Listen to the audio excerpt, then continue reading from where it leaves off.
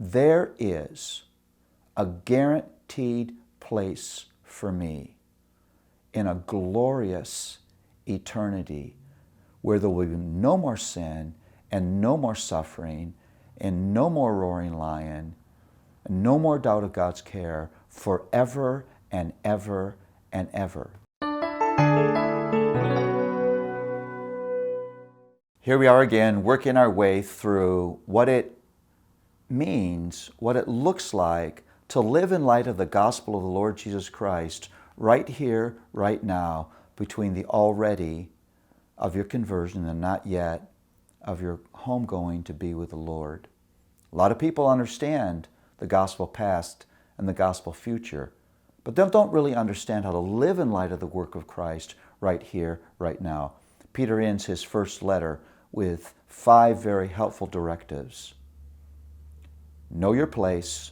There is a king, and he is not you. Rest in God's care. The question is not, does God care? The question is, will we recognize his care when it comes? It often comes to us in uncomfortable forms. The third directive is, take life seriously. We believe in a roaring lion enemy. We believe in the presence of real, destructive, personal evil. Fourth directive, resist no matter what. Don't fall into the trap of thinking that your suffering means God has forgotten you or God is being unfaithful to you. That's one of the nasty lies of the enemy. Continue to resist, knowing that that suffering is not in the way of God's plan, it's part of God's plan. The final directive is trust God's sanctifying grace. He has planned for you eternal glory.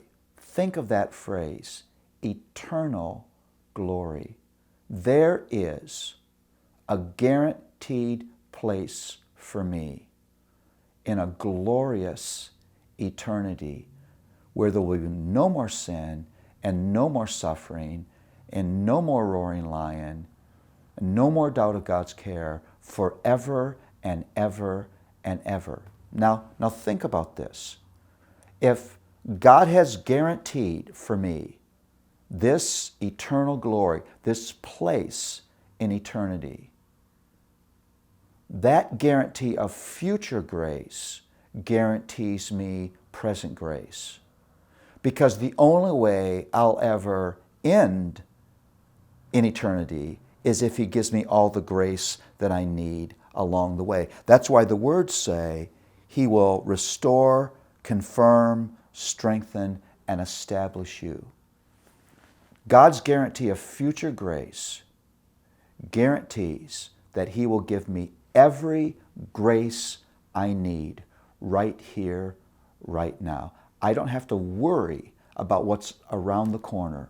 I don't have to worry about what I'm going to face tomorrow. I don't have to worry about what my relationships are going to bring. I don't have to worry about what my job is going to bring or my church is going to bring into my life. Because whatever I'm facing, there is going to be grace for that thing. Struggles inside of me and struggles outside of me.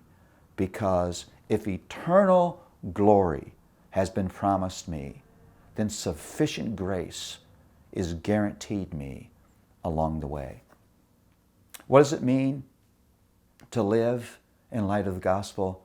It means to know your place. There is a king, and he is not you.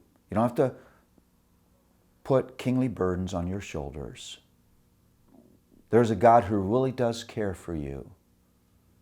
You are never outside of the span of his care, although that care will come often in uncomfortable forms. There really is a roaring lion. This is not vacation time.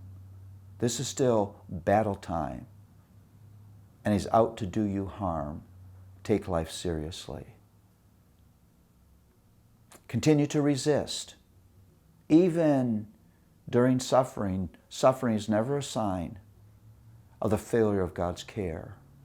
Suffering is never in the way of God's care. It's part of his plan for you. Continue to resist. And finally, know that every promise that God has made you will be fulfilled. You can rest in His sanctifying grace. There's eternal glory promised you, and that eternal guarantee is a guarantee of every grace you will ever need along the way.